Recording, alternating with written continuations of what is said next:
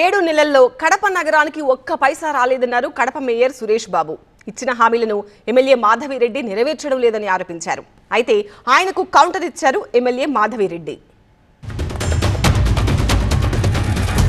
ఈరోజు ఛాలెంజ్ చేస్తున్నా, 7 నెలలు అవుతుంది ప్రభుత్వం వచ్చి ఒక్క పైసా కడప నగరానికి ఒక పైసా తెచ్చారా నిధులని అడుగుతున్నా. శాసనసభ్యులు అంటది ఎన్నికలు గెలిచిన వెంటనే రవీంద్ర నగర్ బి 2 బ్రిడ్జిలు నిర్మించే బాధ్యత మాది. 6 నెలల్లో అయిపోయేస్తాను. కావాలంటే మా యాక్షన్ ప్లాన్ ఇది, మా మొదటి ప్రాధాన్యత ఇది. కావాలంటే మా సొంత నిధులతో చేస్తాం, 6 నెలల్లో కంప్లీట్ చేస్తామన్నారు. 6 నెలలు కదా, 7 నెలలు అయిపోయింది. వాళ్ళ సొంత నిధులు కాదు కదా. ఆ క్యాన్సిల్ అనే వర్క్ని మళ్ళీ రీటెండర్ పిలిచే గతి కూడా లేదు.